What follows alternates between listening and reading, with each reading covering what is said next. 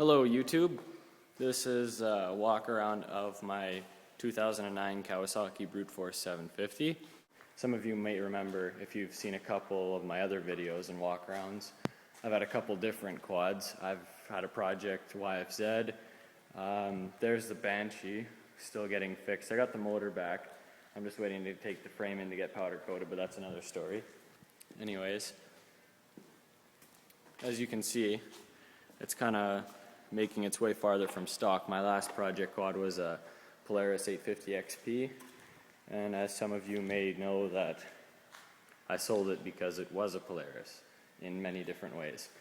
Some of you may have good luck with your 850 XPs. I sure as hell didn't. My 850 XP was nothing but problems from day one. Spent every weekend in the shop for warranty work. It had a problem with the pollution control valve where it would spit oil into the airbox. It took the dealership 5 tries to figure that one out, even though I told them what it was. I went through a swamp once at my buddy's cabin and ripped out the brake line, which was no fun. I also blew the front drive shaft on it, the output shaft coming from the transfer case to the front differential. And that was simply coming out of a mud hole. I have a video of that I could post up. It actually quite sucked terribly. And the clutch seal was absolutely terrible. It was a piece of foam that sealed the clutch cover to the transmission housing. And that just let water in and the clutch kept slipping, even when it was floorboard deep. So in case you're wondering why I don't have that XP anymore, pretty much 6 months of tear, thought I'd get rid of it.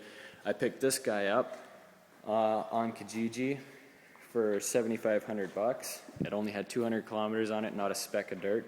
It was mint. As you can see, she's been collecting a bit of dirt. That engine doesn't look too new anymore. It's got a bit of mud staining, as well as that exhaust isn't a nice black. It's got some baked on mud there. I'm not going to worry about that too much because one of the next mods is HMF Swamp Series. But instead of talking about that Polaris I used to have, that mistake, hopefully none of you have to go through that. I'll move on to my Kawasaki. Anyways, when I bought it, it was nice in stock.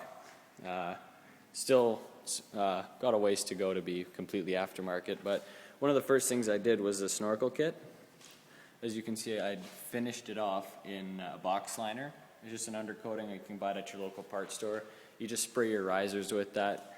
Gives it much of a meaner look, and you can use some of these flatter pieces here so it doesn't look like you got plumbing sticking out of your basically out of your front rack area. I drilled into this part here just so I don't have to drill into my plastics. That way if I goof up, this part only cost me like 30 bucks. Anyways, I split the risers out just to give it kind of a neater look. This riser right here is for my engine intake, clutch exhaust, clutch intake. I can show you where they route and how I did it. This was completely custom. I didn't buy a kit. You actually save quite a bit of money doing it this way, but you can always buy a kit if you choose to. I'll just turn on the light on here. You can see, this might help some of you out. I bought a 3-inch rubber 90-degree hose. It was a longer sweep, and that fits perfectly after you cut off the ends because it's a 2-inch after that. And just with some hose clamps fits perfectly onto the intake tract, and I just went around the steering post in this part of the frame and I hooked it up to a full 2-inch here and just routed it up just like that. I also got a couple of pictures I'll show you on a slideshow while I did this kit, so just to get a better idea if you want to snorkel your own Brute Force or get ideas for your other quad. It really doesn't matter. I spent a lot of time on some forums. You can actually find me on Snow and Mud and High Lifter. My username is quadboy55.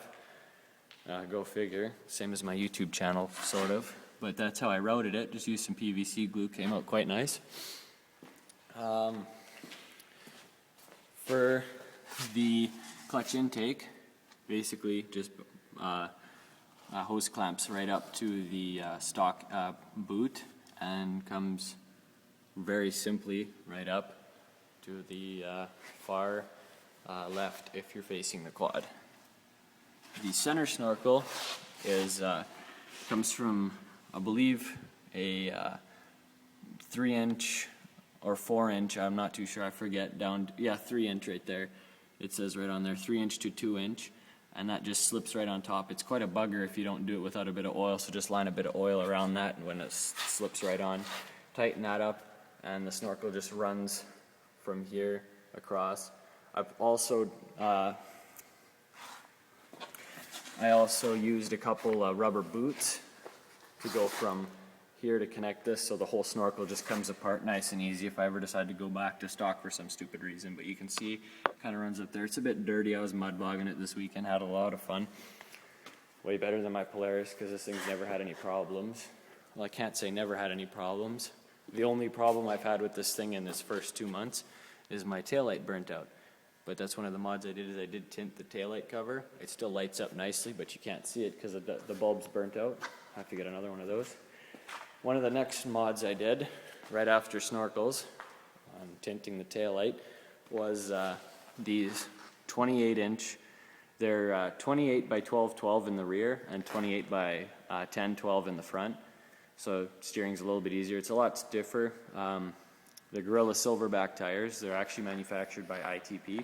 12-inch ITP SS 212 black rims, 12-inch by 7-inch all the way around. I think they really match the Brute in the dark green and the box line snorkels. I think it came out really nice. This thing is a beast in the mud. But one thing I did notice about, if you're ever thinking about the Silverback tire, when you go slowly through the mud, or slowly on hard packed, they tend to be a bit bumpy. It's not too much of a big issue. As soon as you get on dirt, you hardly notice it. But on pavement, yeah, it's a bit bumpy until you pick up speed, and then it's just like any other tire. So they're actually not that bad. They look bad, but they're not. I like them. I actually love them. Awesome in the muskeg. They throw everything around. A lot of people say they dig. I didn't really notice that as much as they just haul ass. Another modification I did was the Rubber Down Customs 2-inch lift kit. You can see RDC, really nice, bolts up quite nicely. Nice powder coat black, unlike some other lift kits where they're just bare metal and you can kind of tell it has a lift kit. Even though you can tell it has a lift kit, it's not ugly with bare metal. It's a nice powder coat black, really complements the quad, I think. What else can I say? If you're thinking about doing these tires and you find yourself being quite lazy and you don't want to buy a clutch kit, then you can kiss your belt goodbye. On my quad, I bought the Dalton clutch kit. It has the aqua primary spring and orange secondary, or it could be the other way around. Anyway, I threw that one in before this weekend, that kit. It comes with adjustable weights and everything. I've noticed with this kit, it does increase the stall a bit, so if you're not a fan of increased stall on your quad, then you should probably go with the EPI kit my buddy has on his Brute. It basically the EPI kit makes your quad feel no different than when it was stock. You tap on the gas, it takes off instantly. With the Dalton kit, I found out you have to give it a bit of gas before it lunges forward. So it has a bit more snap to it, makes it feel a little more powerful than it is, but it does get to be a little bit of a pain in the ass when you're loading it in a trailer and you want to kind of creep forward slowly. You have to gently raise the gas until you reach that stall point, and then it starts to lug forward.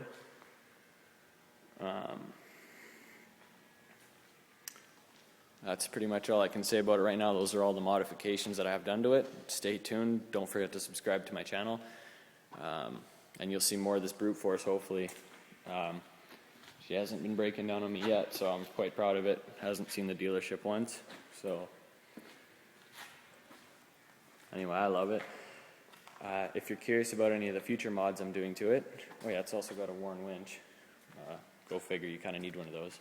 The next modification I'm going to do is get a radiator relocation kit, but keep the radiator in its stock place and link it in series to another radiator I'm mounting up here. So that way it keeps extra cool. I saw that on a forum, snowandmud.com.